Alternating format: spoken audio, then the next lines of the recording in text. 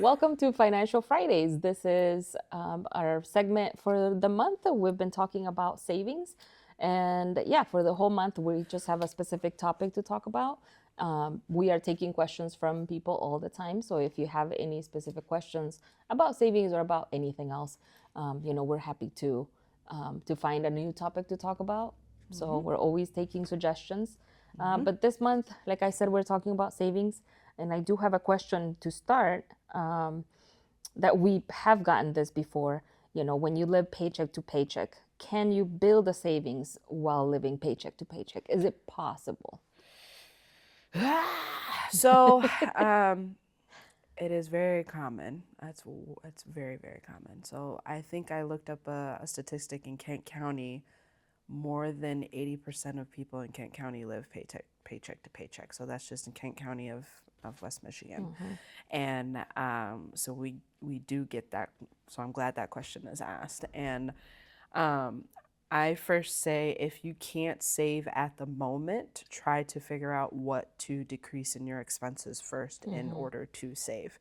Because if we don't have enough income for our expenses, saving should not be a priority, which stinks because we have in society where we have to save, we have to have some sort Yeah. of like cushion, right? And but if you're living paycheck to paycheck, that's not a goal at that moment. At that moment, it should be decreasing your expenses so that way you can feel like you have enough Yeah. to save. So I will say it is not possible only because that shouldn't be the first goal if Yeah. you are living paycheck to paycheck, which a lot of people are. So, and Yeah.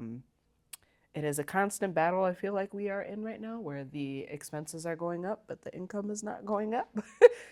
So we just need to strategize of how to decrease our expenses. What can we live without? Next month we'll talk about spending leagues, so we'll figure out what those are, and that could also be involved in it. But I think that if you are living paycheck to paycheck, then maybe savings is not for you right now. Yeah. So Or it shouldn't be your priority or your stressor, right? yes, and it is very Yeah. stressful when you can't. Yeah. Yeah. Yeah. I think what you said about, figuring out what expenses you can, what trade-offs you can have, right? What expenses can you cut, how much to cut them. And we've already talked about you know, like your subscriptions, things like Yes. that, like your fun budget, which everybody should have some sort of fun, but, Yeah. that probably is the one thing that you can, start playing with. Definitely. Yes. Yeah. So I have a question for you then. Yes. So when we're talking about all this month about savings and like where do we put those savings? Like what type of accounts would you Yeah. suggest to put those savings? Yeah, I know we have talked about this on a regular basis, I feel like. We do Um, all the time. but I like using banks, right? If you have a good relationship with a bank, start there. I would always suggest that. I think some of us don't have a good relationship with a bank or don't trust banks. Banks are really a good resource for that because you earn interest on your money. A regular savings account might not give you as much in interest Yeah. that you accumulate, but it helps a little bit. Other types of accounts could be like a money market account. Most banks will have some sort of banks and credit unions will have some sort of money market accounts, and those are generally like you save into them for a specific period of time. The point is not to take that money out unless there's an emergency, but you are able to, like, that is your money, right? But the goal would be just put money into it. It does have a higher rate of interest to, or yield, I guess. So it does give you a little bit more than a regular savings account. So that would be one option. You can have a certificate of deposit, which is very similar to the money market. It has a higher interest, and you cannot for sure take that money out. Like that's Yep. another goal of it. And I know you have had some of those I accounts, have. right? Yeah. Yeah. In order to discipline myself because my savings account, full transparency, is another checking account. So I'm constantly moving one over Yeah. to the other, one over to the other. So in order to help myself get disciplined, that was one thing that I did.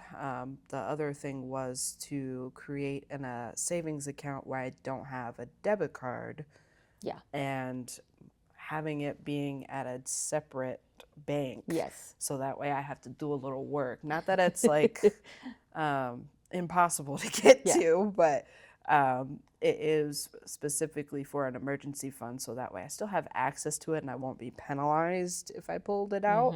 But it takes a little bit of more of work to get to it. So like I really, really have to need it.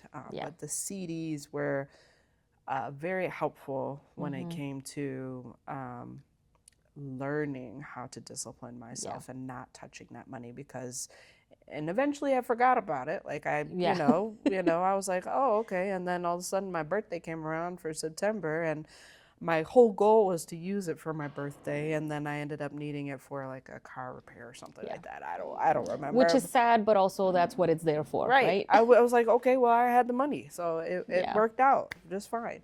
Yeah. But that did help me because eventually I did forget about it, and then my birthday came around. I'm like, oh, and then all of a sudden my car was like, yeah, we know you got money. Yep. So Yeah. Yeah. The other one that I was thinking that is not usually a savings account per se, but like oh my gosh, and I forgot the name. Is it Like the CD a credit builder, yes. Yeah. Uh-huh. I was like, wait, what is it? Yep, The credit builder accounts are great because that is, you are working on your credit, you are saving into. So the way that those work, I guess I should explain more. Oh, yes, The way that those work is you go to the bank. If the bank has that availability, they would give you a fake loan, right? They won't give you the money, but they will pretend that you are taking out a loan. And then you make a deposit every month that is your payment, right? So in that reports to the credit bureau, or they report to the credit bureau every time that you make a payment, which basically is just you making a deposit into a savings account. Yep. Right. So at the end of the 12 months, you not only have a savings account, but you also build credit history. Yes. So those are great if you're like starting off and you're working on your credit and your savings at the same time. That's a great way to do it. Yeah, and like I said, regular savings account can work. It's just if you want something specific, to work harder at your savings, and that's one way. And with that, you get penalized too if you try to bring it Yes. out before the allotted time that you say that you're going to. So that also helps you be a little bit more motivated to, put money into it instead of taking it out. Yeah, and you can't miss payments. You do have to make a deposit every month. So that's, kind of a downside of it, but at the same time, that's the point, right? Like so that you work hard at it, just like you would a regular loan. Yep, I agree. Yeah. Well, thank you. Any other questions that you have, you can put in the comments and then we'll get to them at some point. And we're always open to new topics. Yes, So thank awesome. you. Thank you.